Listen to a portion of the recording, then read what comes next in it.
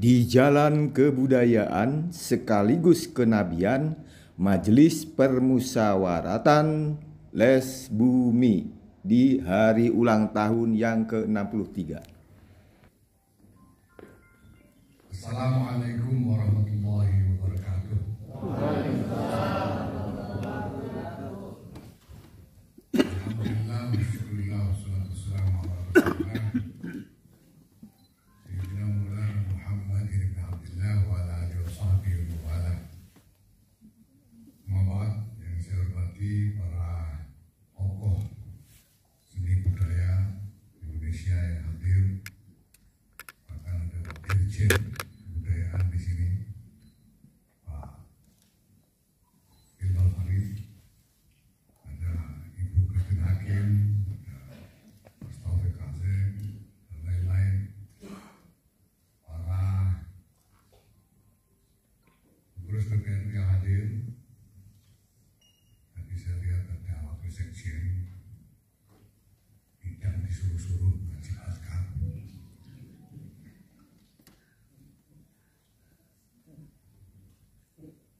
Yang saya hormati Ketua Les Bumi yang kebanyakan mikir ini. Kebanyakan mikir sampai yang dengerin nggak paham-paham, sehingga baru bisa tepuk tangan kalau disuruh.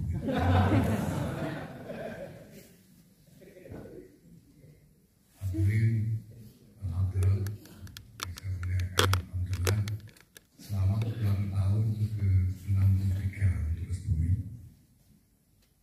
Ini berkah bahwa sudah mencapai usia 63, walaupun masih tetap digunggung oleh kebingungan berlapis-lapis.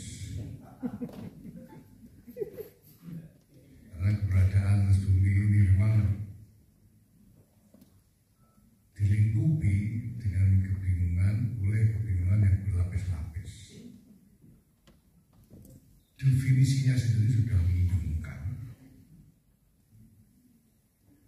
Sampai-sampai ya bahkan pada waktu itu para pimpinan NU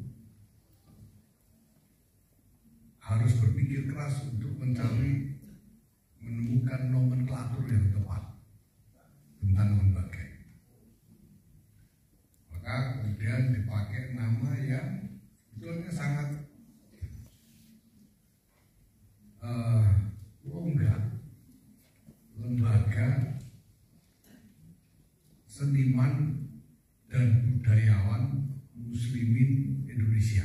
Itu Pak judulnya. Jadi yang dikerangkai dengan Les Bumi ini adalah orang-orang, bukan gagasan. Yaitu orang-orang yang beragama Islam yang bekerja di lingkungan kegiatan-kegiatan budaya dan seni. Karena kalau disuruh merumuskan tentang apa itu, misalnya kalau diberi nama seni budaya Islam misalnya, ada tuntutan untuk mendefinisikan apa yang dimaksud seni budaya Islam. Karena itu pasti membingungkan sekali untuk semua orang. Sampai sekarang saja masih terlalu banyak orang yang bingung Islam itu apa, itu masih bingung. Nah, ini lapis pertama dan yang paling dalam dari kebingungan seperti ini, yang mungkin hanya bisa kita pahami sedikit dengan melihat pada latar belakang dan kepentingan didirikannya Les Bumi itu sendiri. Les Bumi itu sebetulnya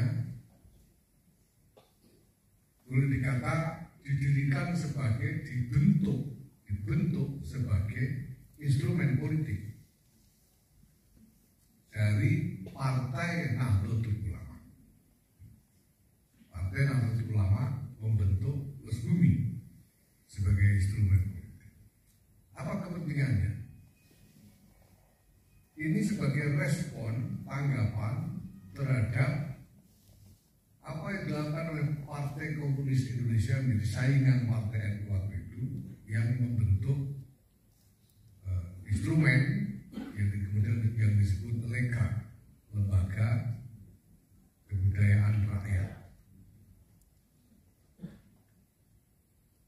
Nah, ini sama dengan macam-macam banom yang didirikan oleh NU. Kenapa NU membuat PMI, Pak Mahfud Junaidi yang sudah jadi salah seorang pimpinan PMI dan mendirikan PMI, ya. Karena PMI ini sudah jadi bagian dari Masyumi, kemudian PKI punya CGMI. NU ini harus dibuatkan instrumen untuk memobilisasi mahasiswa-mahasiswa ini juga dibentuk PMI. Itu dan seterusnya. Nah, maka pada dasarnya alasan didirikannya LSBUMI itu adalah alasan pertarungan politik, kebutuhan untuk kampanye. Nah, maka di satu sisi ada kesadaran untuk mengadopsi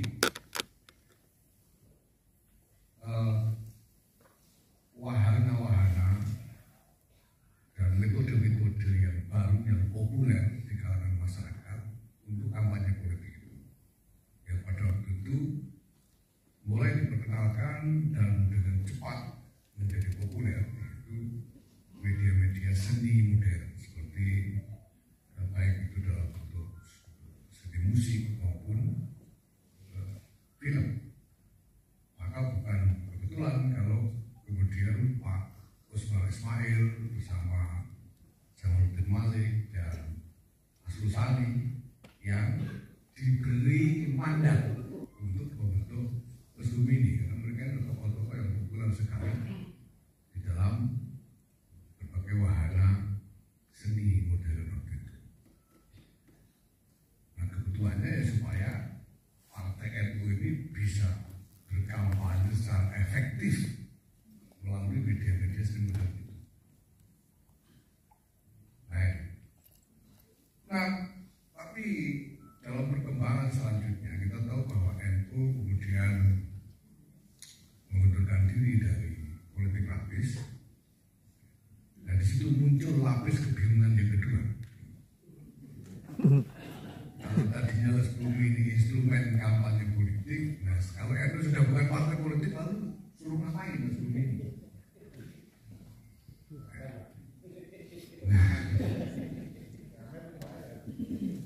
Nah ini sampai hari ini sebetulnya ya, masalah-masalah yang memang terus menjadi bahan pencarian oleh tokoh-tokoh yang mengaku sebagai budayawan di NU ini. Budayawan beneran atau enggak tahu saya, tapi ngakunya budayawan. Atau tokoh-tokoh yang sukanya berpikir ya, Pak Jadul ini yang terlalu banyak berpikir, tapi bikin judul aja mikirnya bulat gak karuan sampai ketemu pansel gitu. Ini masih sampai sekarang nggak terpecahkan, dan saya nggak tahu apakah mungkin bisa dipecahkan. Karena budaya ini memang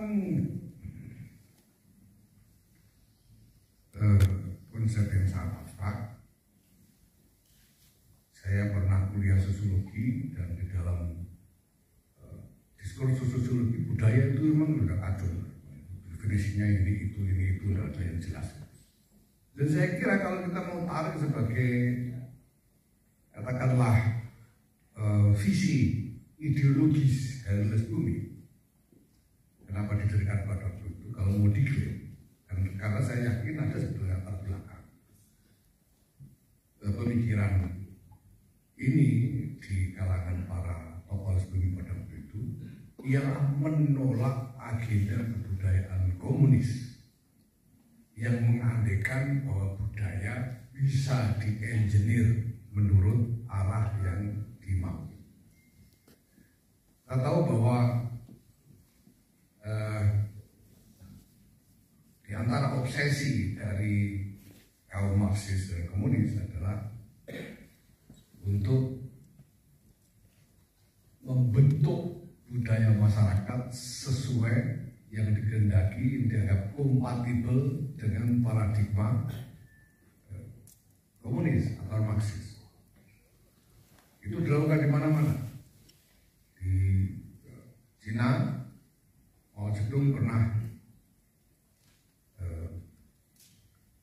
melancarkan apa yang disebut revolusi kebudayaan dengan sangat keras dan kejam, sehingga salah satu sumber menyebutkan korbannya ada lebih dari 70 juta orang. Tapi kalau di Cina ya nggak kerasa, orangnya 1 miliar 70 juta yang kecil. Itu juga yang kemudian dilakukan oleh di Kamboja itu, merah-merah itu, Pol Pot, yang membunuh, menghabisi semua yang sudah pernah bersinggungan dengan apa yang dianggap sebagai produk budaya Barat, yang pernah sekolah di sekolah Barat, semua yang dihabisi, intelektual Barat dihabisi semua dan seterusnya. Dan itu sebetulnya agenda yang ada di dalam gen komunisme. Semua gerakan komunis akan berpikir begitu.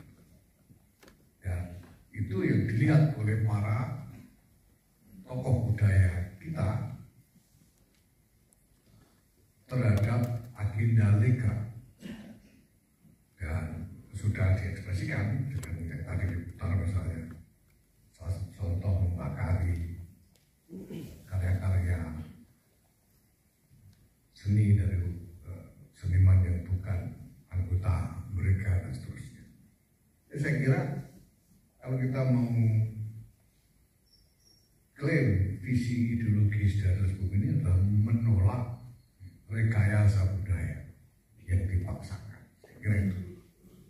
Nah, tapi persoalannya kemudian kalau kita tidak mau merekayasa budaya, kita terus mau apa dengan budaya ini? Sekarang misalnya, ya pada waktu itu sendiri, pada waktu itu betul kata Cak Jun bahwa bumi itu yang modern-modern, entah yang lain ini masih tak paham. Karena waktu itu kan kontroversial sekali. Baru Ismail jadi pendirinya saja udah ribut, kiai-kiai. Masa NU mengkoordinir kedokrak katanya, salah satu nama. Dan waktu itu ada pembelaan juga ya dari kalangan kiai yang juga sebetulnya ya tidak bisa dikatakan ilmiah, ya, sifatnya lebih akal-akalan dan juga ahliannya itu mengakal-akalan itu. Di antaranya misalnya dengan mengatakan bahwa terus bumi ini jika masuk gerbong rangkaian gerbong kereta apinya NU, walaupun gerbongnya paling belakang, tapi NU juga. Nah, cuma saya khawatirnya nanti ada yang bikin Lesbumi, lembaga copet muslimin Indonesia yang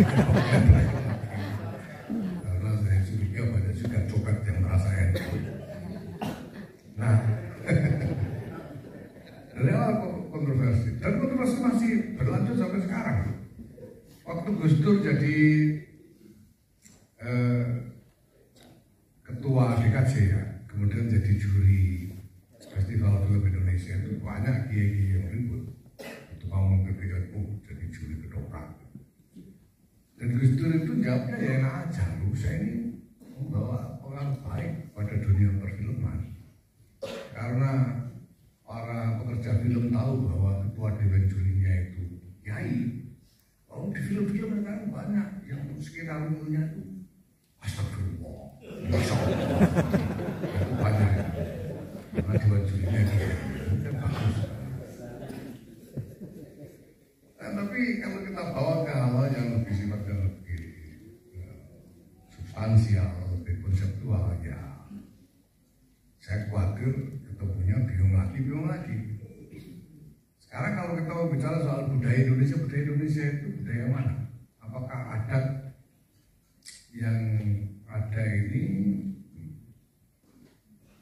memang harus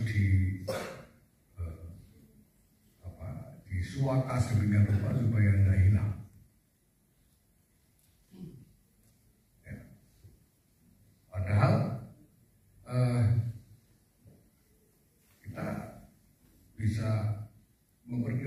bahwa sebelum apa yang sekarang kita anggap sebagai warisan adat atau seni budaya Indonesia, itu sebetulnya dulu sudah menindih dan memusnahkan ekspresi-ekspresi seni adat yang ada sebelumnya, hilang diganti yang ini, dan sekarang yang ini terancam hilang juga diganti yang baru. Nah, kita harus bagaimana memikirkan ini.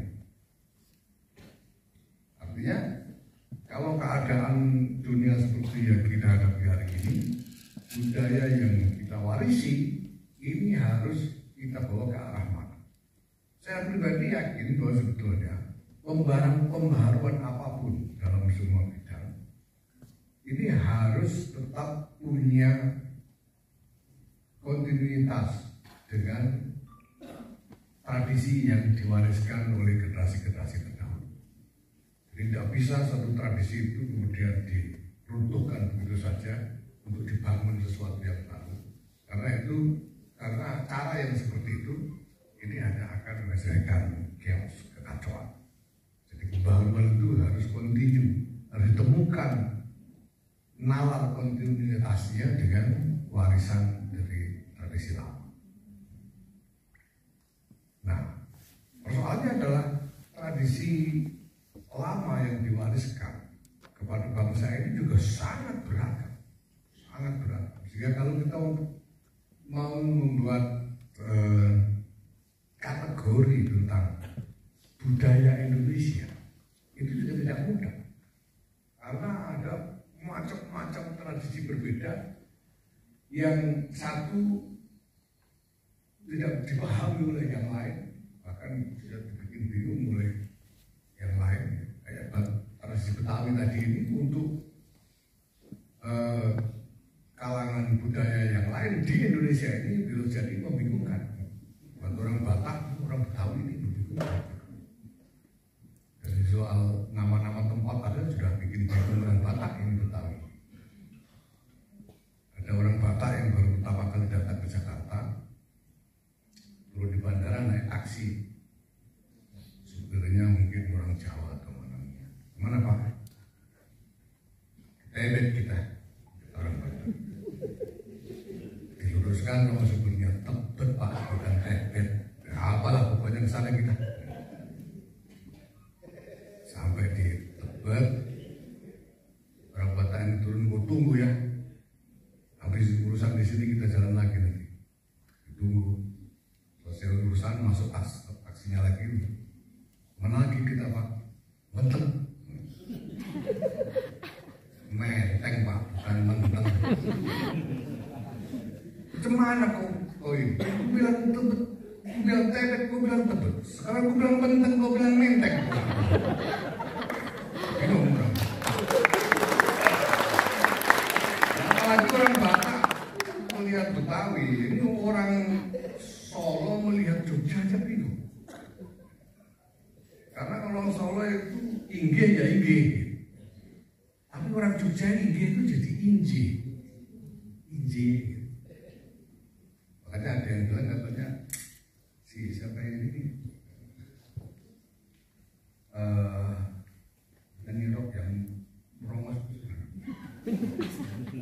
Mick Jagger itu katanya pernah tinggal di Jogja lama, bergaul dengan ibu-ibu di Jogja itu sampai lahir lagu itu. Lagu terkenal sekali. Inji gitu kan.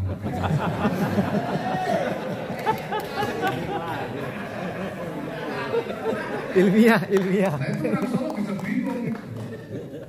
Ya namu, ada orang Jogja namu ke Solo. Ya bahan Pak, Inji. Bingung orang Solonya. Karena ingin menyelesaikan diri, monjol lenjah.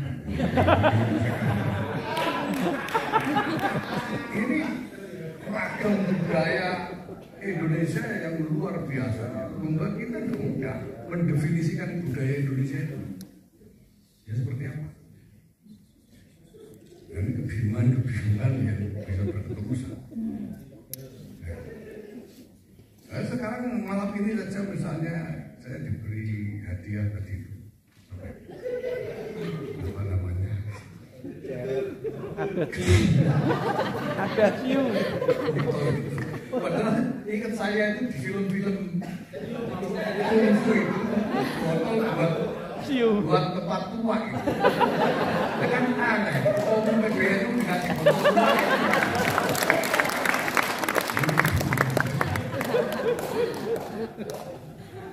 Nah, tadi begini, kita ini dari manufaat manusia ini dari abad ke abad, ribuan tahun, selalu bergulat dalam pertarungan untuk menemukan equilibrium peradaban. Banyak peradaban telah lahir, bangkit, banyak yang runtuh. Nah, peradaban-peradaban itu, pertarungan peradaban itu biasanya, dan ini ajab sejarah, itu mewujud ke dalam konsolidasi politik. Wujud dalam konsolidasi politik. Kalau sekarang kita sebut peradaban Assyria, Sumeria, Mesir kuno, Romawi kuno, kemudian peradaban Romawi Kristen, peradaban Arab Islam, ini semuanya adalah bangkit dalam bentuk konsolidasi politik, sehingga lahir sistem-sistem politik yang menjadi penanda dari peradaban itu. Nah, dulu itu peradaban-peradaban itu bisa saling sama-sama hidup di tempat yang berbeda-beda tanpa saling mengganggu.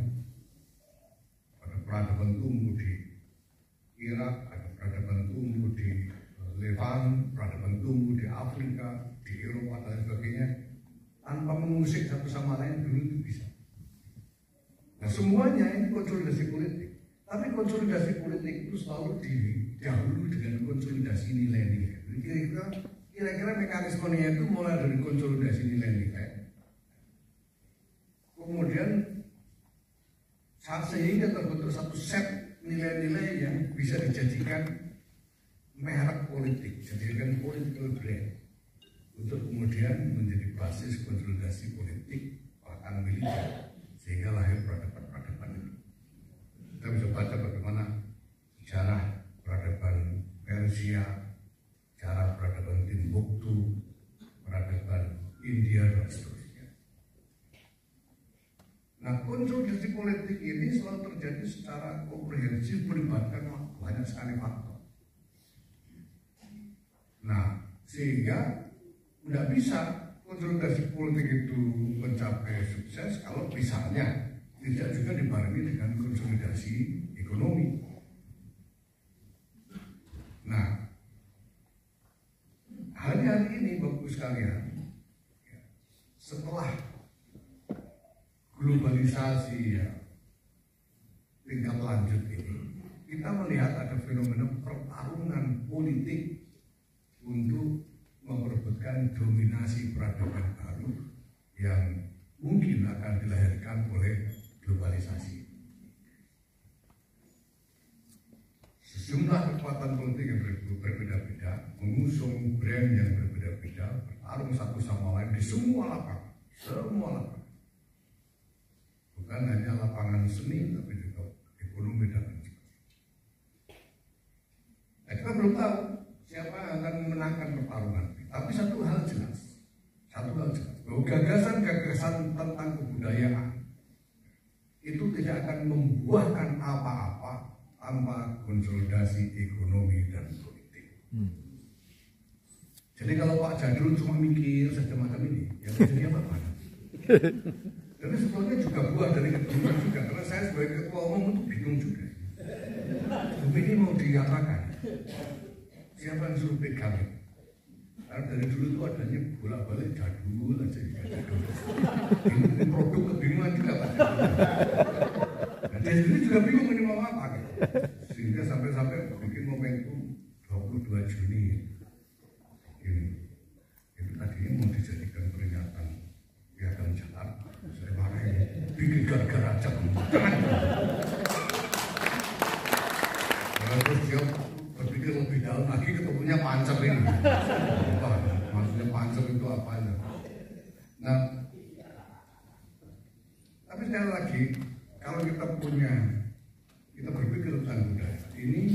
selesai. Harus kita susun, kita bangun dalam satu visi yang komprehensif menyangkut ekonomi dan politik supaya produktif. Kalau enggak produktif. Kalau enggak jadinya ya produk-produk kesenian yang masuk ke dalam industri yang didrive oleh kepentingan ekonomi. Itu saja. Apa yang mendrive industri kesenian sekarang? Kepentingan ekonomi. Dari bisnis, persaingan bisnis, persaingan show, biz. Ya. Nah, maka ya nggak bisa kita berpikir budaya secara zuhud itu memang nggak bisa. Memang ya harus berpikir juga tentang bagaimana konsolidasi ekonomi dan politik. Ya apapun itu, apapun itu. Jadi kalau pemimpin dari agenda budaya itu masih miskin kayak jadul ini, ya saya pesimis.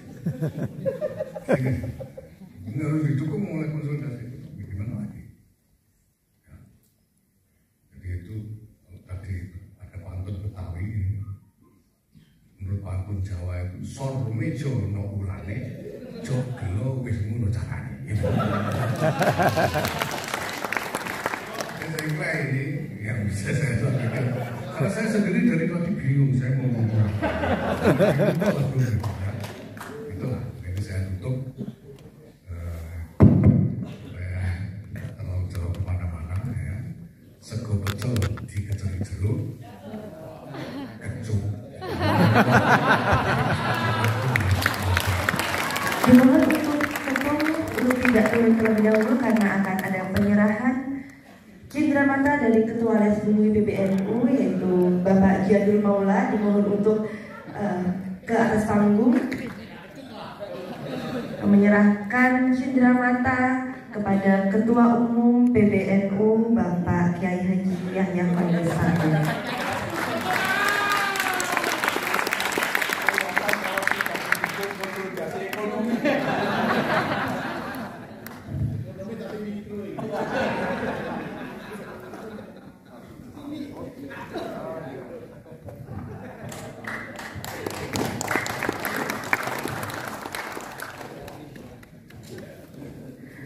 Baik, terima kasih banyak kami sampaikan. Sekali lagi beri tepuk tangan untuk Ketua Umum PBNU Bapak Kiai. Berdasarkan amandemen Undang-Undang Dasar tahun 2002 secara legal formal Indonesia bubar. Tahun 2025 Indonesia bubar secara de facto menuju kejayaan Indochina Raya. Jiwaku merdeka mensemesta alam, ragaku merdeka mengisi kemerdekaan.